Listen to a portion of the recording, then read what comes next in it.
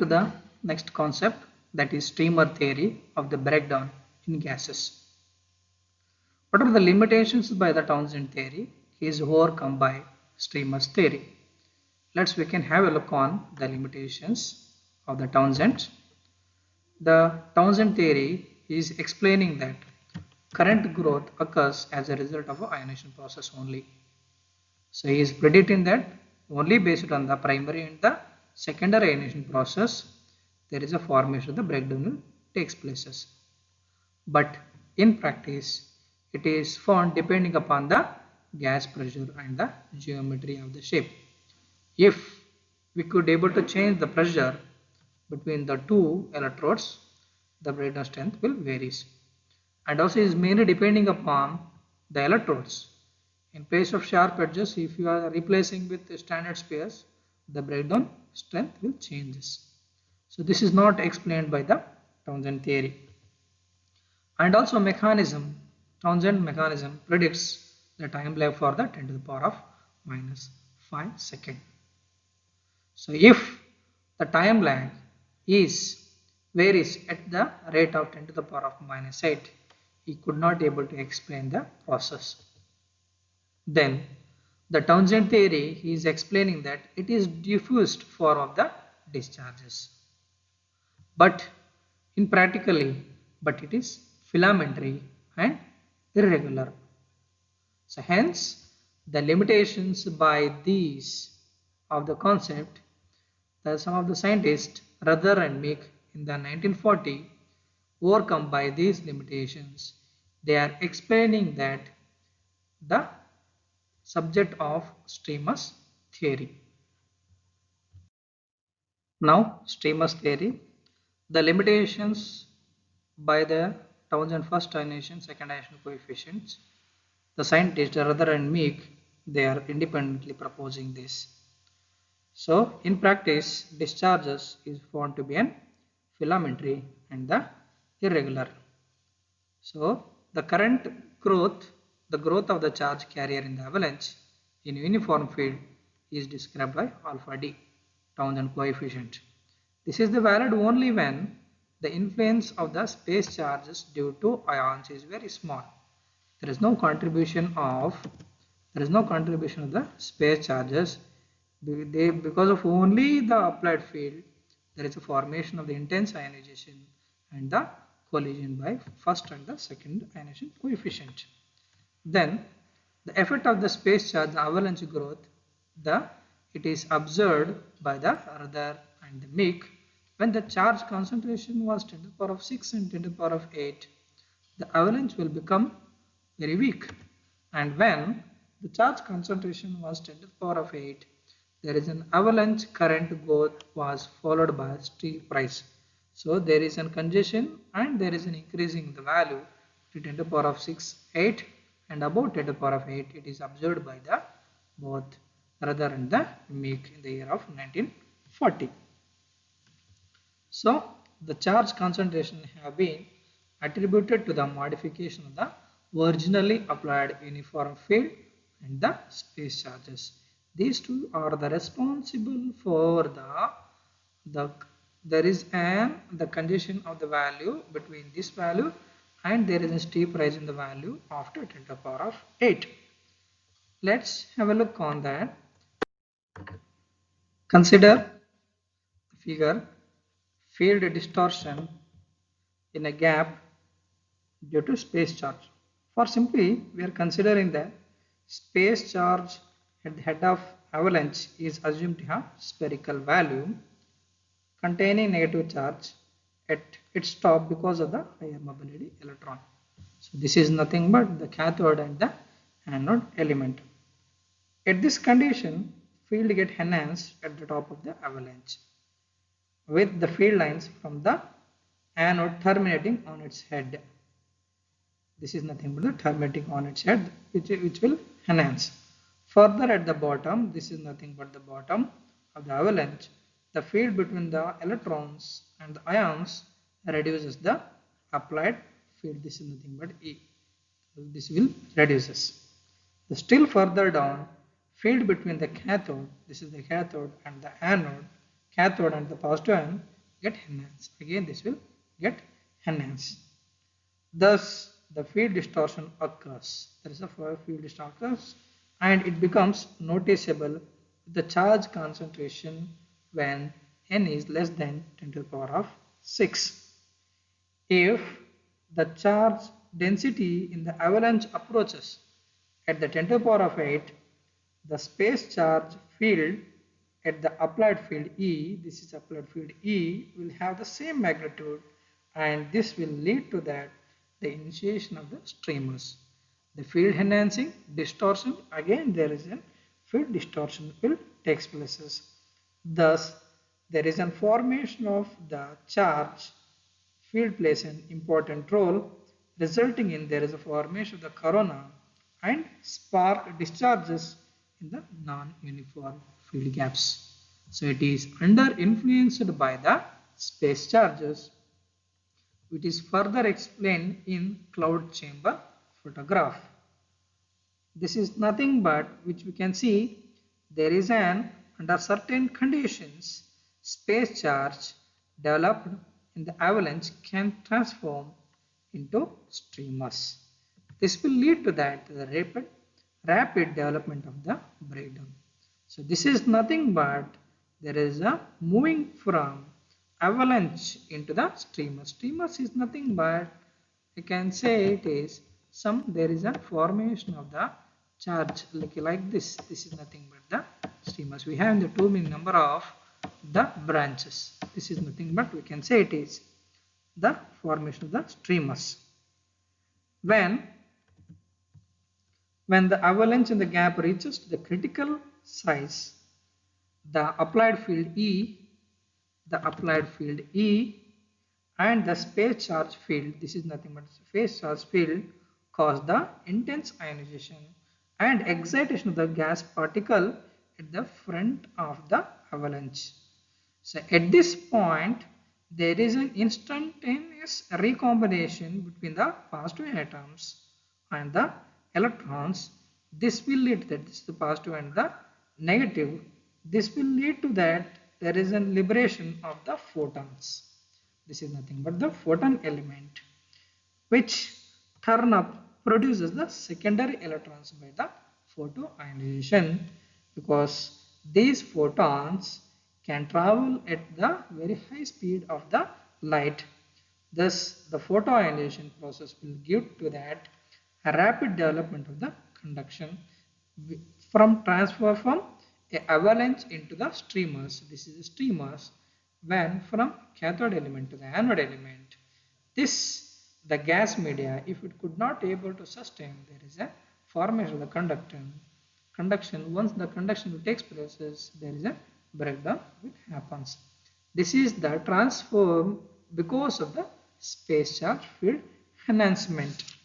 This is nothing but we are going to get the concept of the streamers.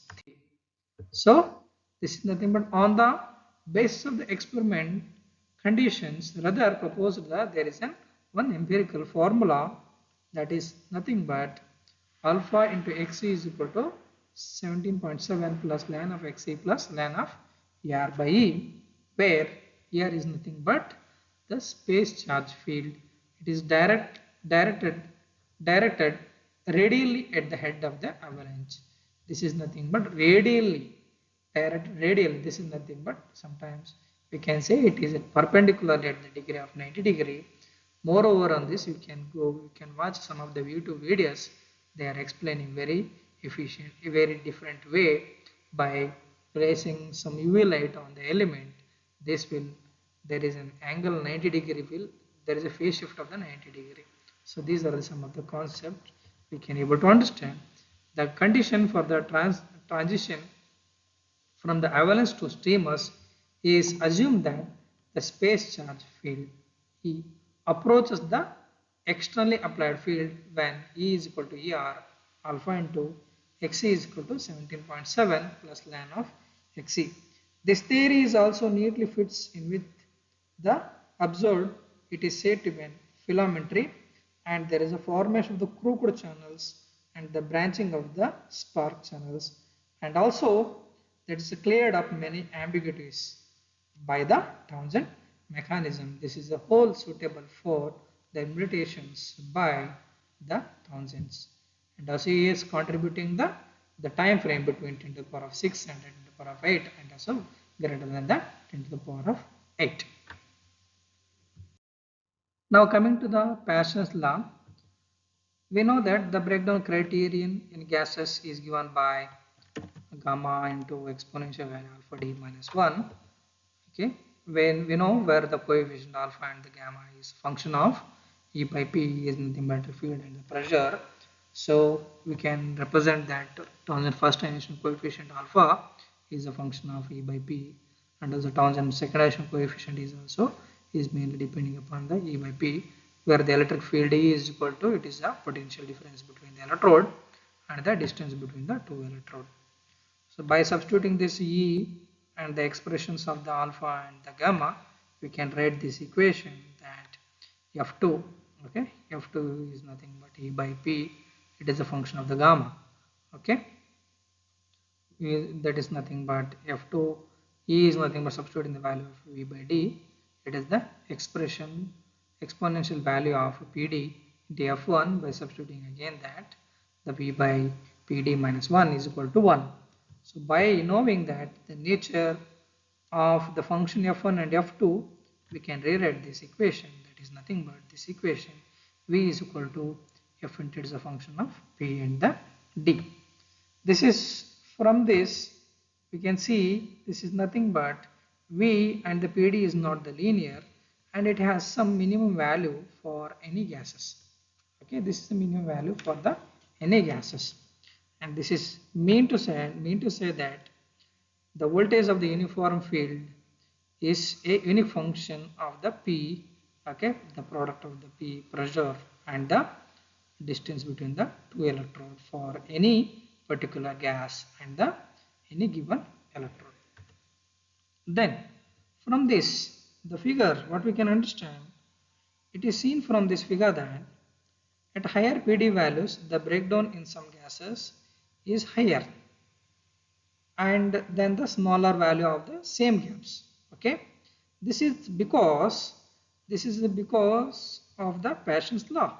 Paschen's law, we know that there is a transition from a popular transition from a Townsend to the streamers, and also other hand with very low pressures, okay, this deviation from the Paschen's, it is observed that it is not influenced by the property of the gas. It is mainly depending upon the purity and the property of the electrodes.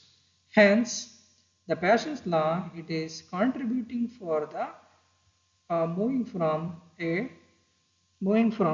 Paschen's, moving from a Townsend to the streamers, and also he is explaining for the both the function as a function of the pressure and the distance between the two electrodes. So it is generally stated that some of the function V is equal to F into Nd. N is nothing but where the density of the molecule, and this is necessary because the pressure of the gas changes with the temperature. Okay, some of the experiment result he has mentioned, I am not explaining here. This is the explanation for the Paschen's law.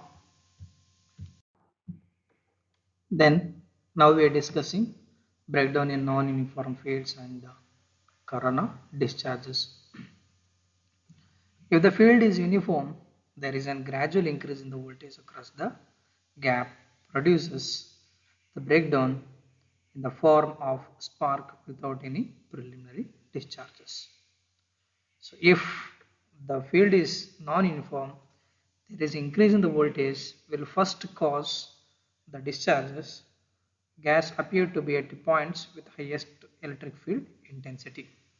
By considering some of the examples like sharp points or the curved electrodes or the transmission lines.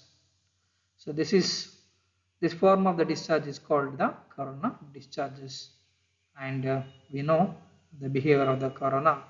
It is observed in the formation of bluish luminous. So this is accompanied always by hissing noise. and the air around the corona regions become converted into ozone, and also there is a considerable power loss in the transmission lines.